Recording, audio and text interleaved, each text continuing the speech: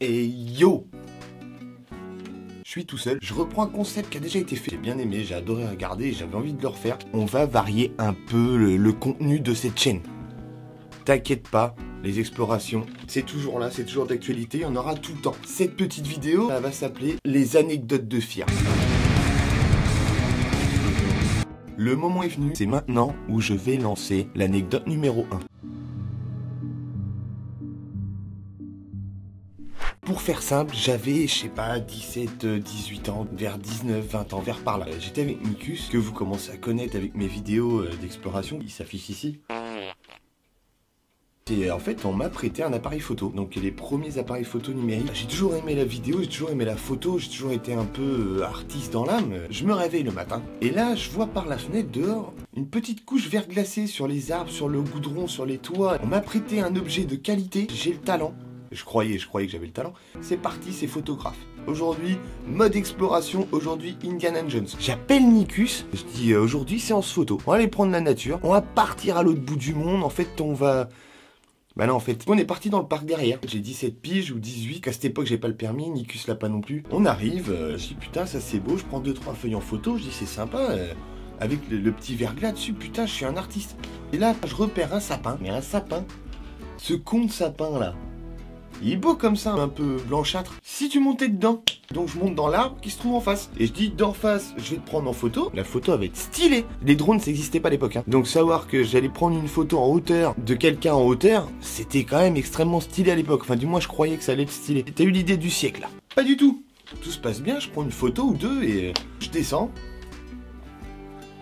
Je descends comme ça parce que c'était un arbre relativement facile d'accès. J'arrive sur la dernière branche, c'est la dernière qui me séparait du sol, donc il devait y avoir à peu près 2 mètres de haut. Dans ma tête, au moment où je me dis accroche-toi quand même, parce que si la branche en dessous elle pète, tu tombes. J'ai pas eu le temps de finir ma phrase dans ma tête que la branche a pété. Tel un héros, j'atterris debout. Et j'ai entendu un petit craquement dans le dos. Je dis c'est bizarre quand même, d'habitude ça craque pas à ce niveau-là. Ça craque. Là aussi.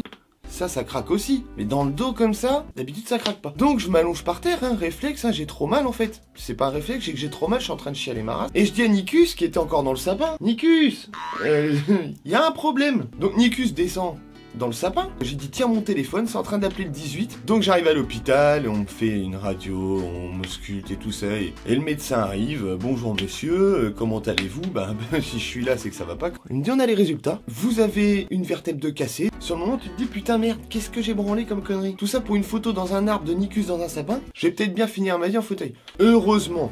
Tout finit bien, je me suis reposé 3 mois avec un gros truc ici. Donc voilà, faites attention en montant dans les arbres, ça peut vous arriver une connerie comme ça. Anecdote numéro 2.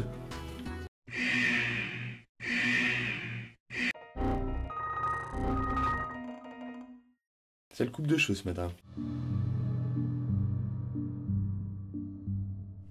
On remonte à l'époque du lycée, donc le lycée pour moi c'était il y a 10 ans. J'ai pas fait de lycée général, j'ai fait un BEP, c'est équivalent à un bac pro maintenant si tu préfères. Donc j'ai fait des études de mécanique auto. Rien à voir avec le métier que je fais en ce moment, que je t'expliquerai par la suite. Qui dit école de mécanique auto? J'ai une majorité d'élèves masculins. Pour faire court, on était 25 dans la classe, on était 25 mecs. Donc je te fais pas de dessin, on a plus appris à faire des conneries qu'à démonter des pneus, si tu vois ce que je veux dire. Donc faut savoir que quand on était au lycée, donc on n'était pas majeur pour la plupart, vraiment que t'avais redoublé 4 fois, t'avais forcément des voitures, et fallait les sortir du garage, donc pas le droit de les conduire. Si t'arrivais à temps, t'avais le droit de sortir la voiture, mais par contre t'avais pas le droit de la démarrer. Bah ouais, forcément t'as pas le permis, donc tu montes à l'intérieur, tu tiens le volant, t'as l'impression d'être dans Fast and Furious, sauf qu'en fait il y a 4 potes devant qui te poussent. Devant ou derrière, suivant comment tu vas sortir du garage. Et donc là,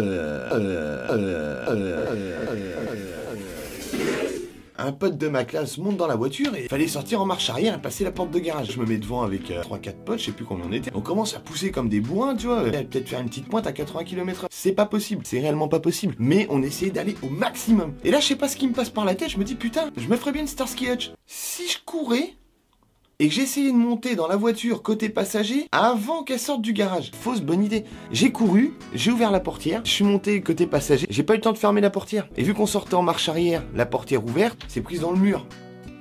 Donc la portière, elle s'est retrouvée de devant. Au lieu de se fermer comme ça, se fermer comme ça. Elle était complètement retournée. Je sais plus comment je m'en suis sorti. Mais j'ai pas été collé, hein, encore une fois. J'ai jamais eu d'heure de colle. J'étais pas le plus calme de ma classe, hein, depuis toujours, mais j'ai jamais été collé.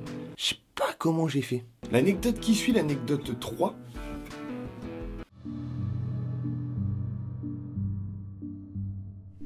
Celle-ci remonte à très très loin, c'était bien avant le lycée, bien avant le collège, j'étais tout petit, j'étais avec ma mère. Et à l'époque, il y avait un truc qui était à la mode, tout le monde avait ça, c'était l'objet du moment. C'était ça, c'était cet objet-là. La chaîne hi-fi high-tech avec le meuble intégré. Enfin bref, c'était le top, c'était le 4 étoiles. Ma mère nettoyait la maison, elle ouvre la porte en verre de ce truc, et j'étais debout sur une chaise. Encore une fois, une idée à la con, je sais pas ce que je foutais debout sur une chaise, ma mère m'engueule, me dit de descendre, dit non, non, t'inquiète, je gère, regarde. Non, c'est pas vrai, je faisais pas ça. Et là, la catastrophe arriva, je tombe la gueule sur le coin de la porte en verre. Et alors par contre, je sais pas du tout à quel endroit se trouve la cicatrice. C'est soit celle qui est sur ma joue, soit celle qui est au coin de mon œil, quelque part là ou là, je sais plus. Bref, j'ai toujours la marque de cette époque. Ne montez jamais debout sur des chaises, c'est complètement stupide. Anecdote suivante. Ça remonte au collège, EPS, et là on était en période de piscine. Alors on va savoir pourquoi à l'époque où j'étais au collège, je sais pas si ça a changé maintenant, hein, mais on allait à la piscine à pied. Il y avait 33 km. Non, il y avait pas 33 km, mais il y avait au moins, je sais pas, 3-4 bornes à faire. Je te préviens, elle est pas ouf. On commence à arriver à la piscine, il y a un petit chemin sur le côté, enfin bref, je vais pas te faire les détails. Au milieu de ce chemin se trouvait une benne ordure, parce qu'il y avait des jardiniers de la ville qui étaient en train de tailler des haies et tout, ils mettaient tout dedans. Et on était obligé de la contourner, donc fallait passer le long. Et j'étais avec mon camarade de classe, parce qu'à cette époque-là, c'était pas mon pote, c'était mon camarade, hein, je sais même pas qui c'était d'ailleurs. La curiosité me frappe à l'esprit et je me dis, mais qu'est-ce qu'il y a dans cette putain de benne? Je lève un peu comme ça, je me mets sur la pointe des pieds, je regarde dedans. Je dis, tiens, c'est des branches, on s'en bat les couilles. Et au moment où je me retourne, j'avais pas vu. Les camarades avaient esquivé une barre en ferraille qui sortait comme ça. Moi, je l'ai pas vu ça. Je suis comme ça, je prends la barre en pleine gueule, en plein milieu, entre les deux yeux, là. Une barre plate, je me rappellerai toute ma vie. Une barre toute plate. Tous mes camarades rigolent. Donc à l'intérieur de moi, je suis en train de pleurer, j'ai hyper mal, mais il y a mes potes qui rigolent, j'ai pas envie qu'ils se foutent de ma gueule. Donc je rigole avec eux, je me marre et je dis putain, vraiment con toi. Je continue à marcher et je me dis, on dirait que je pleure. Alors j'ai pas envie, enfin si j'ai envie à l'intérieur de moi, mais j'ai pas envie que ça se voit physiquement. Et je touche comme ça, je dis putain, je pleure rouge. C'est un truc qui arrive pas souvent quand même, pleurer rouge. Je me rends compte que pas du tout, je ne pleure pas, en fait, je suis en train de pisser le sang. Et donc la maîtresse vient me voir, elle me dit, mais Guillaume, dirais que tu saignes un peu quand même, hein. On s'installe dans le hall de la piscine, et elle me dit, fais voir ta plaie là, Guillaume, viens voir là. Elle dit, qu'est-ce que t'as fait? Qu'est-ce qui s'est passé? Alors moi j'ai dit la vérité tout de suite, j'étais en train de me promener derrière, et il y a Jean-Marc qui a commencé à me chercher des noises.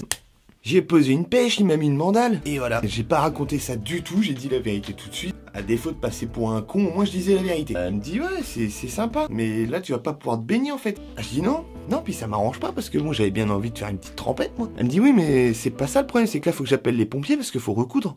Ah bah non. Non, parce que moi je voulais faire une petite trempette en fait. Ah non, faut recoudre. Bah, j'avais pas envie. Petit séjour à l'hôpital de 2 heures, hein, ils m'ont recousu ici, donc j'ai eu une petite cicatrice. La fin de l'histoire quoi, fin de l'anecdote. Anecdote suivante. C'est pas vraiment une anecdote, c'est plus un raconte ta life, tu vois. Une question qu'on peut se poser, d'ailleurs, je peux comprendre que tu peux te poser cette question. Pourquoi est-ce que j'ai autant de tatouages et sur le visage? Ça, c'est beaucoup moins commun déjà. C'est pas un truc que tout le monde a, on n'est pas tous tatoués sur le visage. Non, je ne suis pas un prisonnier américain. Non, je ne fais absolument pas partie d'un gang. Si, enfin, quoique, à 14 ans, j'avais un 103 SP. Hein. On était 4. Faisait peur à la ville. Fallait pas nous croiser le soir, quoi. Dans la vie de tous les jours, je ne suis pas youtubeur, je suis juste passionné de vidéos. À côté de ça, j'ai un vrai métier, je travaille comme tout le monde. Mon métier, c'est d'être tatoueur. Donc forcément, tout s'explique. J'ai des tatouages partout parce que j'ai pas de patron. Mon patron, c'est moi. J'ai une autre anecdote à raconter.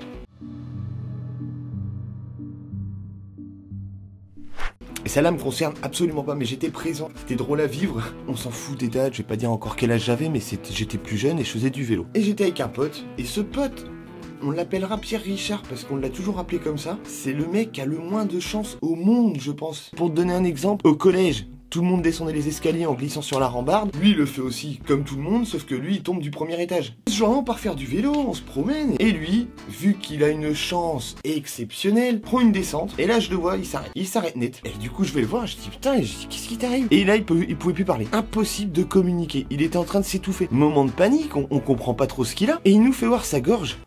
Et là, on comprend qu'il a avalé quelque chose. Et on entendait la mouche qu'il avait avalée dans sa gorge. Elle était coincée. Bzzz. Il s'étouffait avec une mouche. Tu connais beaucoup de personnes qui s'étouffent avec une mouche, toi? Non mais sérieux, tu t'étouffes avec une mouche? Et on s'est dépêché, on n'était pas très loin de chez lui, donc on s'est dépêché de prendre la route en vélo. Faut boire un truc là. Et au bout d'un moment, il s'arrête et là je dis putain merde. Je crois bien qu'on est en train de le perdre. Et non, il parle correctement et dit putain les gars, ça y est, je l'ai avalé. Elle est partie. On peut retourner faire du vélo. Tout est normal. J'ai failli mourir avec une mouche. Combien de personnes au monde peuvent dire j'ai failli mourir à cause d'une mouche? Ça aurait été quand même la mort la plus stupide que j'aurais vue de l'histoire. Hein. La vidéo est terminée, n'hésite pas à laisser un pouce bleu et un commentaire si cette vidéo t'a plu. Si elle t'a pas plu, laisse un commentaire en disant que ça te plaît pas, t'aimes pas ce concept. T'as vraiment le droit de pas aimer, t'as le droit de dire c'est de la merde. On se retrouve pour une prochaine vidéo. Les vidéos d'Urbex continuent. Ce week-end, nous partons encore en tournage dans un nouveau lieu. Continue à nous suivre sur la chaîne YouTube. Merci aux 7000 personnes qui se sont abonnées. C'est énorme. Donc maintenant, je vise les 10 000. Hein. C'est un palier à passer. Hein. J'attends que ça. Aux 10 000 abonnés, il y aura une grosse surprise, une grosse vidéo qui va arriver. Un truc de fou. Qui est déjà en écriture depuis un moment, que j'ai préparé, que j'avais prévu. Je me suis dit, si un jour je passe les 10 000, cette vidéo sortira. Et abonnez-vous à la chaîne si c'est pas déjà fait. Regardez les vidéos d'Urbex. J'ai plein de vidéos, il y en a une cinquantaine, je crois. Donc regardez tout ça, faites-vous plaisir. Et on se dit à bientôt. Allez,